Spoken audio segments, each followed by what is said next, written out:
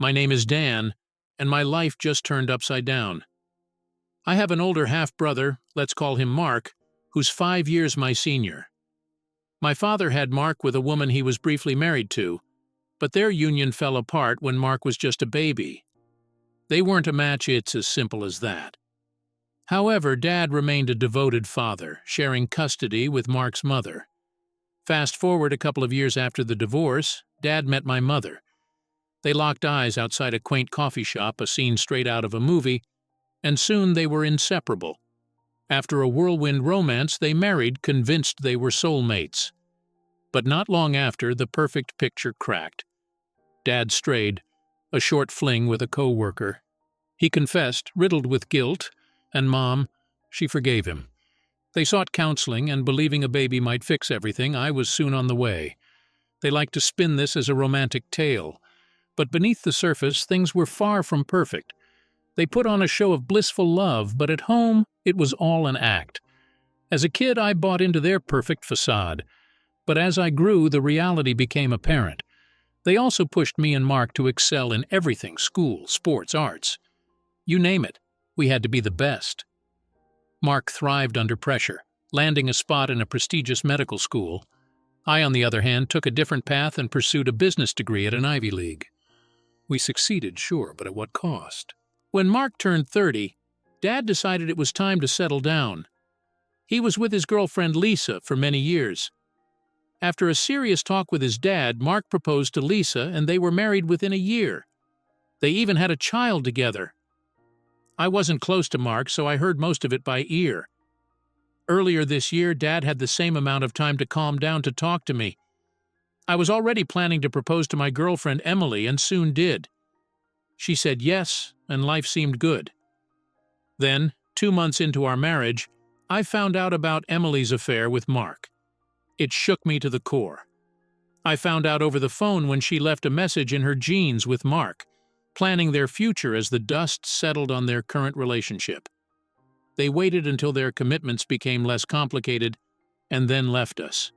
Devastated, I packed up and left before Emily could make her excuses. The precipitation was massive. My family, which has always been obsessed with appearance, begged me to keep quiet, to preserve the image of the family. I could not believe their audacity. They expected me to cover up, to maintain a facade, just as they had done all my life. But I couldn't. I wouldn't. In a moment of defiance, I exposed this affair to Lisa. The backlash was immediate and sharp. My family blamed me for the chaos that ensued, but in reality, I only exposed the deception they too perpetuated. So here I am, talking about the mess, the betrayal, and my decision to no longer be a pawn in their game of appearances. They can keep their tale. I am looking for reality, however harsh it may be. Life in the hotel was like a sanctuary and a prison at the same time. I was free from the immediate chaos, but the loneliness gnawed at me. I've always been the kind of guy to process things internally, but this silence suffocated me. A few days after I settled into my temporary hiding place, the reality of what had happened began to really sink in. The hardest were the quiet moments filled with memories of Emily's laughter, her eyes shining with what I thought was love. Now every memory was tainted, stained with betrayal. One evening my phone was buzzing nonstop. It was Dad, his tone mixed with worry and despair. He implored me to consider the bigger picture, to think about Marcus' child, my nephew, who would be caught in the crossfire of a potentially messy divorce. "He's just a kid, Dan," Dad always said. "Think what's best for him." But all I could think about was cheating. How could I stand by and watch my brother potentially manipulate another situation to his advantage? "No, Dad," I said firmly, "I can't pretend nothing happened. It's not right, and you know it." The call ended on a sour note when Dad warned me about the negative consequences of my decision. But what choice did I have? I couldn't just sweep everything under the rug. It wasn't just about me or Mark. It was about honesty and what was considered morally right. The next morning, as the sun cast a pale light through the curtains, my resolve strengthened. I couldn't just wait, a passive player in my own life story. I needed to take control, face the situation head-on. I decided to contact Lisa directly. It was about time she learned everything, not just the sanitized version my family was hoping to present. With each bell, my heart pounded louder and louder, echoing in the sparse room. When she finally answered, her voice was cautious, with a hint of uncertainty. "Lisa," I began, my words careful but clear, "I think there's something you should know about Mark and Emily." The silence on the other end was heavy, expectant. As I relayed the details, the evidence of their affair, Lisa's occasional gasps filled the air. It was a painful truth, but necessary. By the time I finished, her voice was thick with emotion, but there was also a steely resolve that I hadn't expected. "Thank you, Dan," she said quietly. "I needed to hear this from someone who wasn't trying to protect Mark at all costs." We ended the call with a mutual understanding that things were about to change drastically. I knew it wouldn't be easy for her, especially with a child involved, but at least she could make informed decisions about her future. After hanging up, I felt a mixture of relief and dread. The truth was out, and while it felt liberating, I also knew the fallout was just beginning. My family would not take kindly to my actions. But as I stared out at the city awakening below, I felt a sense of peace amidst the storm. For once, I was standing up for what I believed in, regardless of the consequences. I turned my phone off, needing a break from the inevitable backlash. When I'd face the world again, it would be on my terms, ready to handle whatever came next. The silence of my phone-off policy was a brief respite, a moment of calm before the storm. However, shutting out the world couldn't last forever. By mid-morning the next day, curiosity and a sense of obligation crept in, nudging me to face whatever backlash awaited. I powered on my phone, and it buzzed alive with a flurry of notifications, messages, missed calls, voicemails, all clamoring for my attention. As I sifted through the digital chaos, one message stood out. It was from Lisa. "We need to talk. Can we meet?" Her words were succinct, yet the weight behind them was palpable. We agreed to meet at a quiet park, a neutral ground away from prying eyes and the watchful gaze of our intertwined families. Sitting on a secluded bench, autumn leaves swirling around us, Lisa's presence was both comforting and daunting. Her face showed signs of sleepless nights, but her eyes, fierce and determined, betrayed a resolve that matched my own. "Dan, I can't begin to express how I felt when you told me about Mark and Emily," Lisa started, her voice steady despite the underlying tremor of betrayal. "I was devastated, but not surprised.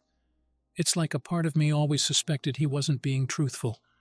I listened intently as she recounted her own observations, the little signs that something was amiss, unexplained absences, hushed phone calls, a gradual distancing that she had rationalized as stress from work or new parenthood. But my revelation had connected the dots, painting a clear picture of deceit. "We've decided to separate," she continued. "I need to think about what's best for our son, and living in a lie isn't it." Her decision resonated with me, echoing my own need for truth and authenticity in my life. Our conversation shifted then, from the personal fallout to the practical implications. Custody arrangements, mutual property, the division of their intertwined lives all loomed ahead, daunting but necessary. Lisa was poised to fight for her and her son's future, a battle I inadvertently catalyzed. "I want you to know, Dan," she said, a hint of gratitude weaving through her words, "your honesty has given me a chance to rebuild on my terms. It's going to be tough, but at least it's real." As we parted ways, the chill of the autumn air couldn't compete with the cold reality we both faced. But there was solace in our shared understanding, a bond forged through the fallout of our crumbling relationships.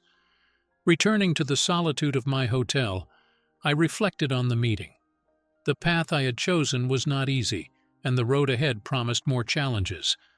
But like Lisa, I was committed to pursuing a life defined not by others' expectations, but by my own values. This mess was just the beginning of a new chapter, one where honesty would guide my steps, no matter how rugged the path. Days blended into weeks, and the hotel room that once felt like a refuge began to feel more like a cage.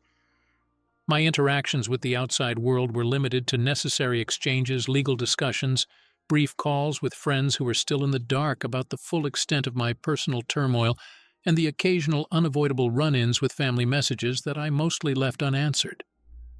One chilly evening, as I watched the city lights flicker like distant stars, my phone rang. It was Emily. My heart stalled. I hadn't spoken to her since the day I left our shared home. My finger hovered over the reject button, but something, perhaps a need for closure or sheer curiosity, compelled me to answer. "Dan," her voice was soft, remorseful. "I know you have every reason not to talk to me, but I need to apologize face to face. Can we meet?" The request hung in the air, heavy with unspoken emotions. I agreed, setting a time and public place where we could talk. I wasn't ready to let my guard down completely, but I was willing to hear her out. We met at a quiet Café C, the kind of place where our conversation would go unnoticed among the murmurs of other patrons. Emily looked different. The shadows under her eyes spoke of sleepless nights, and her usual poised demeanor was replaced by one of nervous anticipation. As soon as we sat down, Emily began, "Dan, there's no excuse for what I did. I betrayed you, and I'm so sorry." Her words poured out, a mix of apologies and explanations, her tone earnest. Listening to Emily, I felt a storm of emotions, anger, sadness, a lingering sense of betrayal, but as she spoke, a realization dawned on me. Holding on to my anger wouldn't change the past, but it could poison my future. So I interrupted her. "Emily," I said, my voice more steady than I felt, "I appreciate your apology, and somewhere down the line I might be able to forgive, but right now I need space. We both need to move on, however that looks." Emily nodded, tears brimming in her eyes. "I understand, Dan, and I'll respect your space." We parted ways that day, not with the closure I had hoped for, but with a mutual understanding that some wounds would take more than apologies to heal. Back at the hotel, I felt a subtle shift within me. The weight of Emily's betrayal still lingered, but the meeting had siphoned off some of the bitterness. It was a small step towards healing, a flicker of progress in the dim corridor of recovery. As the days turned into weeks, I realized that moving forward wasn't just about dealing with Emily and Mark's deception. It was also about redefining my identity outside of my relationships and family expectations. This chapter of my life had closed, not with the neatness of a well-worn book, but with the ragged edges of a page torn too soon. Yet it was up to me to pen the next one, to find a narrative that was wholly mine. The weeks that followed were a blur of routine and reflection. My days were structured around work and long walks, the latter becoming a therapy of sorts. The crisp air and the rhythmic sound of my footsteps against the pavement gave me the space to think, to breathe. During one of these walks, a call from my lawyer interrupted my thoughts. "Dan, we've scheduled the mediation session for next week. It's time to start finalizing the divorce proceedings." His voice was matter-of-fact, but the words hit me with unexpected force. Despite everything, a chapter of my life was officially closing, and that reality was daunting. As the day of the mediation approached, I prepared myself not just legally, but emotionally. I wanted to walk out of that meeting knowing I had handled things as best as I could, given the circumstances.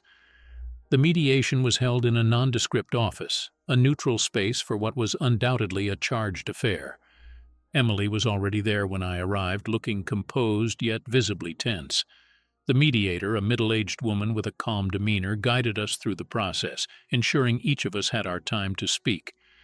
"Dan," Emily started, her voice steady but softer than I remembered, "I know I've caused a lot of pain, and I'm truly sorry for everything." Her apology echoed those she'd made before, but this time it felt more final, a closure rather than another plea for forgiveness.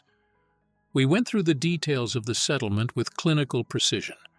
There were no disputes over assets or finances. It was clear we both just wanted to move forward. As the mediator finalized the documents, I felt a surreal sense of relief. This was it, the last administrative tie to Emily being severed. After signing the papers, Emily and I exchanged a brief, awkward goodbye. As I left the building, the cool air felt like a cleanse from the stifling atmosphere of the mediation room. I walked without direction, letting the city's noises wash over me, a contrast to the silence that had filled much of my recent days. The end of my marriage was now legally recognized, but emotionally, I was still untangling the feelings of betrayal and disappointment. Yet, amidst the turmoil, there was a growing sense of liberation. For the first time in a long while, I was not someone's husband, not the betrayed spouse. I was just Dan Flawed, healing, but free. That night, as I lay in bed staring at the ceiling, I thought about what lay ahead. The road to recovery would be long and, at times, lonely. But it was a road I needed to walk.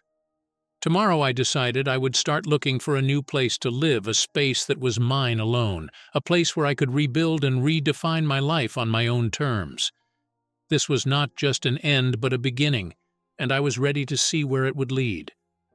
Finding a new place turned out to be both a daunting and exhilarating process. Each viewing was not just about inspecting rooms and amenities, but imagining a life there, piecing together a new chapter where the echoes of my past wouldn't reach. Finally, after several days of searching, I found it a small, sunlit apartment overlooking a bustling street, the kind of place that felt alive, vibrant, a stark contrast to the quiet, somber tones of my previous life. As I moved in, each box I unpacked felt like shedding a layer of my old self, the remnants of a life that was no longer mine. The space was mine alone, and with each book shelved, each picture hung, it became more a home, less a shelter. I filled it with plants, their greenery a symbol of growth, and bought art that spoke to my newfound appreciation for the present, a reminder to inhabit each moment fully. The solitude of living alone was a new experience for me. It was in these quiet moments, without distractions, that I truly began to delve into self-reflection. I spent evenings on the small balcony, sipping coffee, watching the sunset paint the city in hues of orange and pink, and thinking about what I truly wanted from life. One such evening, I decided to reconnect with old friends, those I'd neglected during the chaos of my disintegrating marriage. I reached out, and soon social gatherings became part of my routine. It was during one of these outings that I met Anna, a friend of a friend, whose vibrant personality and infectious laughter reminded me that there was joy to be found in new beginnings. Anna and I quickly became good friends, and she became a regular part of my weekends. Her presence brought a new energy into my life, one that I hadn't realized I'd missed until it was there. It was platonic, but it filled a void I hadn't known was there, the simple joy of connection without the undercurrents of romance. Meanwhile, my professional life also took a turn. I decided to use my business acumen to start a consultancy, a small firm that focused on helping startups find their financial footing. It was a risk, stepping out on my own in such a definitive way, but it felt right, like a piece of the puzzle that was missing. As weeks turned into months, my life began to find a new rhythm, a balance between work, social life, and solitary reflection. I realized I was building something lasting, not just in my career or social circles, but within myself.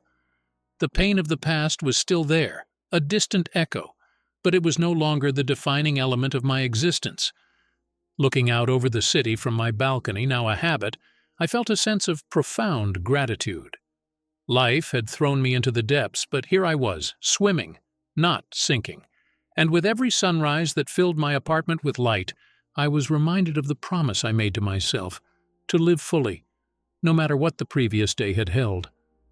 As autumn edged into winter, the crisp air and shorter days made the city feel more introspective, mirroring my own mood. It was during one such reflective evening that I received an unexpected call from my brother Paul, a call I debated answering. Our relationship had been strained, to say the least, since everything had unraveled. However, curiosity and a lingering sense of familial bond prompted me to pick up. "Hey, Dan." Paul's voice was tentative. "I know it's been a while, and I don't even know if I have the right to ask, but can we meet? I think we have a lot to talk about." His voice held a mix of remorse and hope, a combination that was disarming despite my reservations. We agreed to meet at a quiet diner, a place neutral and unassuming. conducive to the kind of conversation that needed privacy without seclusion. Seeing him in person was surreal, the familiar face of my brother, yet so much had changed between us. Paul looked worn, more so than usual. "Dan, I've made many mistakes," he began, his voice thick, "and I've realized too late how much I've hurt you and others. I'm not here to make excuses. I'm here to apologize genuinely and to tell you I'm getting help. Therapy, counseling. I'm trying to sort myself out." Listening to him, I felt a jumble of emotions. Anger for sure, but also relief at his acknowledgement of his actions. "Paul, I appreciate you saying that," I responded after a pause. "It's going to take time to fully process all this, to rebuild anything. But I'm glad you're seeking help." The conversation moved slowly, a dance of tentative steps towards understanding. We didn't reconcile completely that night, but we started a dialogue, something I hadn't anticipated but realized was necessary for my own healing process. With Paul making efforts to change, and with my own life finding a new balance, I started to feel a cautious optimism.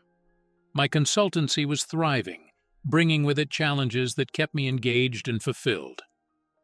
Anna's friendship continued to be a source of joy and support, a reminder of the goodness that could come from opening up to new people. One crisp evening, as Anna and I walked through the park, our breaths visible in the chilly air, she turned to me with a serious look. "Dan, I've seen how much you've grown, how you've turned your pain into something constructive. It's really inspiring." Her words warmed me more than the winter coat I wore. Her acknowledgement of my journey made me realize how far I'd come, from the depths of despair to a place where I could look at myself in the mirror and see not just the scars of past hurts, but the strength gained from overcoming them. As winter deepened, I embraced the season's symbolism of ending and awaited the new beginnings of spring with open arms and a heart much lighter than it had been in years. The road ahead was uncertain, but I felt equipped to face it, strengthened by the trials I had endured and the relationships that had sustained me. As spring ushered in new life, so too did it bring new chapters for me. The city bloomed around me, and I found myself reflecting on the profound changes the past months had wrought in my life. One sunny afternoon, as I sat in my favorite Café C, watching people pass by, I realized just how much contentment had seeped into my days. My phone buzzed with a message from Paul. We had slowly been rebuilding our relationship, a slow process marked by cautious trust and mutual effort to understand each other's perspectives. "Hey Dan, just wanted to check in and see how you're doing," the message read, simple but charged with the subtext of our ongoing reconciliation. "I'm good, Paul.